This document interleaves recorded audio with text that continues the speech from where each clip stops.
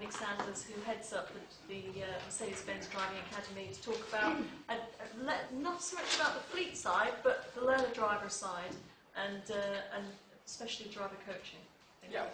Thank you, Lisa. Thank you, everybody. And thank you to the previous speaker who found out before I did that this doesn't work, so we can focus on the laptop instead. My name is Nick Sanders. I work for Mercedes-Benz Driving Academy, which is a driving school, essentially. It's a wing, a very, very small wing of Mercedes-Benz. And essentially what we do is we prepare learner drivers, young drivers, for what we hope will be a lifetime of safe driving. We get them through their tests, but obviously the driving test is not all that matters.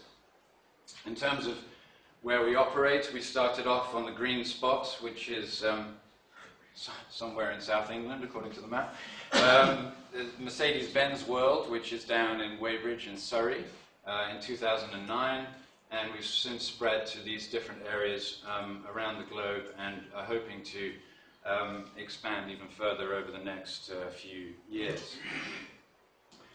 Our overall learning to drive philosophy, I realize that this may be rather different to what you do in your normal working lives because of dealing with fleet drivers rather than learner drivers. But our learning to drive philosophy can be kind of encapsulated in this cube. Kind of looks like a Rubik's Cube, and so I thought I'd just take you through that and then show you where the learner driver risk index fits within that overall scheme. So first of all, vehicle control, obviously a remarkably important part of driving a car, and traffic interaction. So these are obviously the key normal areas that people focus on when learning to drive.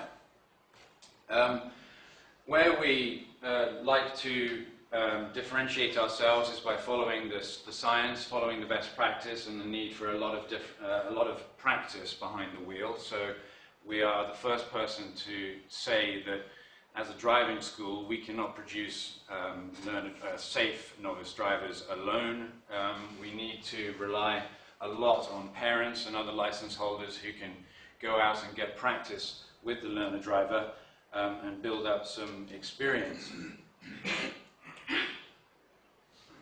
New driver risk factors. There are some specific risk factors. The text seems to have shifted a bit since it's been put on this computer. Sorry about that. Obviously some very specific risk factors that new drivers are particularly susceptible to, some of which apply to any driver. But driving with friends, for instance, is a classic, peer pressure, that sort of thing. Considering how much the younger generation use smartphones and other computer devices, I guess that's a pretty pertinent one for young drivers as well. And of course, this is the area, this is the sort of level where the driver risk index comes into play. We're looking at factors such as overconfidence, driving excitement, anxiety, and antisocial driving attitudes. And finally, Lisa asked me to talk today a little bit about our coaching approach, because what we need to do as a driving school is not only sort of produce curriculum content that deals with all these different levels, but we also need to build the decision-making capacity of a new driver to deal with all these different levels. And the way we do that is through our coaching approach. So as part of the learning to drive process, the learner driver is really put literally in the driver's seat by our driving coaches, and they're encouraged to take an active role in how they learn, what goals they want to set themselves for the next lesson, and also encouraged to review after each lesson what their strengths and weaknesses are using a scaling system, to try to understand a bit more about what their strengths and their weaknesses are. And also the driving coach will try to project them into future driving situations, for instance by saying, okay, we've done rural roads today, and obviously you've done very well, but let's change the context somewhat. Let's say it's night time, it's 3 months from now after you've passed your driving test. you're with passengers of the same age and you're coming back from a party. So again, it's trying to build the decision-making capacity of the driver to take into account their abilities and to calibrate their driving accordingly. So the LDRI, Learner Driver Risk Index, obviously fits on the level of personality and lifestyle and habits. What we have called it is the personal risk assessment. So each of us seem to have tried to work out what term would fit best for our customers or employees.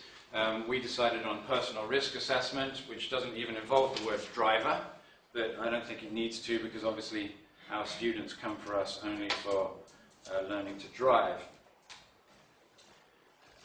There may be some slight differences in terms of the factors that are being measured between the Fleet Driver Risk Index and ours, so I thought I'd just very quickly go through this. We have overconfidence, social responsibility, antisocial driving attitudes, driving excitement, and anxious driving.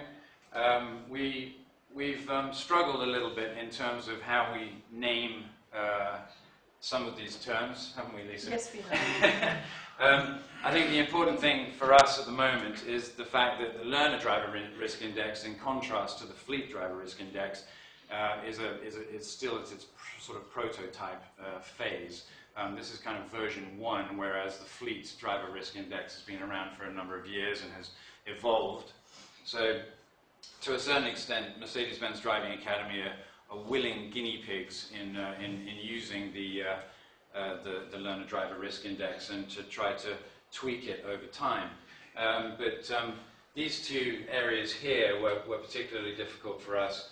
And what we're trying to do here, Julie will probably correct me if I'm wrong, is to distinguish between someone who is normally someone who pretty much plays by the rules in normal society, gets on with people, is polite and so forth, but once they get behind a wheel, they can be sort of it's kind of the Jekyll and Hyde thing.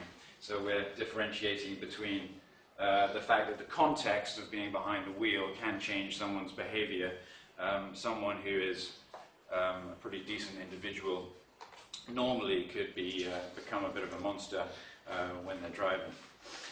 And obviously, for us, the situational risk, these are the behavioral ones, and the situational risk factors for the novice drivers, the age issue, the gender issue, males being much more prone to crashes than females, and the relative amount of driving experience that they've had leading up to the driving test and beyond are major factors in determining their risk of a crash.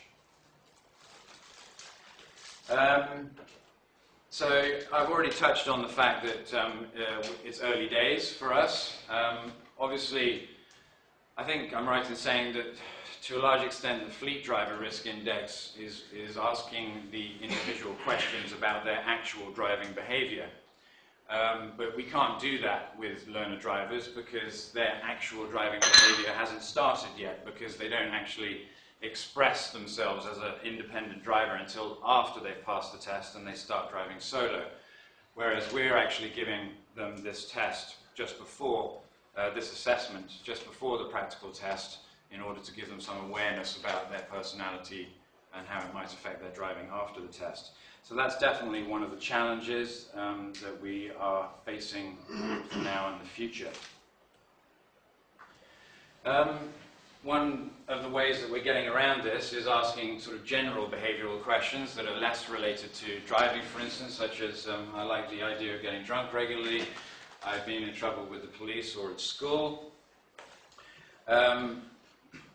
Obviously measuring a lot of attitudes and beliefs as well, such as everybody breaks the traffic rules, I believe I have better skills than other learner drivers, so that's another way that we can measure their risk.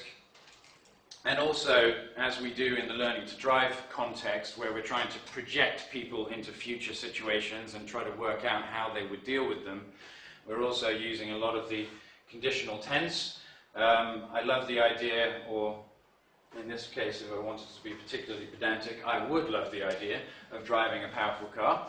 I would stick to the speed limit, even if blah, blah, blah, blah, blah, and I would be prepared to drive a car carrying more passengers than it was designed to hold. So this gives you kind of an idea of the challenges that we face about trying to predict someone's future behavior, despite the fact that they've had no direct experience of independent driving already.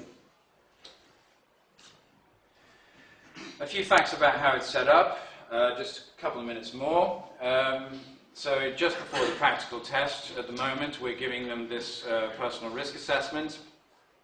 And the idea is that at the moment, there is no, the driving coaches themselves are not actually sort of that involved in terms of interpreting the assessment or the assessment results or working together with the students.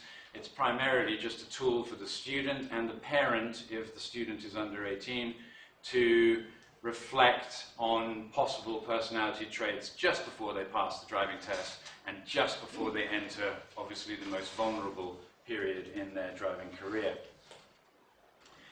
As I said, yeah, the parent gets a copy of the students under 18.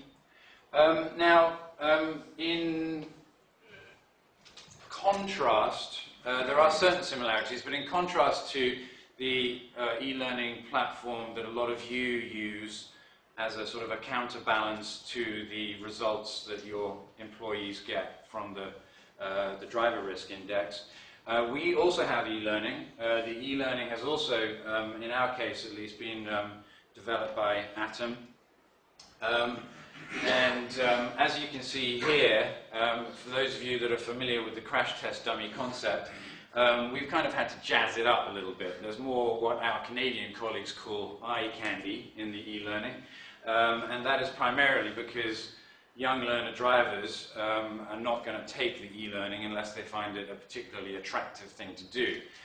We can't force them, so we've jazzed up the colours and given them nice names. Now, again, in contrast to the e-learning approach that a lot of you have, as far as I've understood, we're asking all our new drivers, our learner drivers, to systematically do the e-learning, which is a single package, and it's not directly linked to the results of their driver risk index. But we'd like them to take both, and we'd like them to start off with the driver risk index and then take the e-learning. So again, similarities and contrasts with the systems that you use.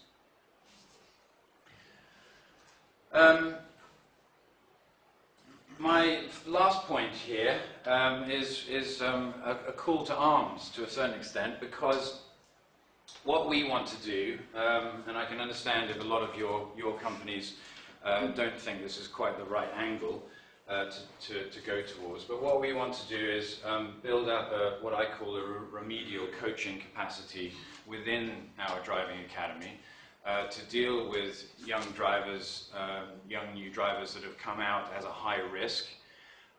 We would like to build an internal capacity to provide one-on-one coaching to deal with the specific issues that have come out of the driver risk index. But to do that, of course, we need highly qualified trainers, coaches. And my call to arms is essentially the fact that Lisa regularly organizes workshops for which, or rather within which, participants can learn how to properly interpret the learner driver risk index, or the driver risk index, fleet driver risk index, and also learn coaching techniques to try to change the behavior that has been identified as high risk. My colleague over here who wants to become one of these remedial coaches is possibly the only one down on the list of participants at the moment for the next workshop.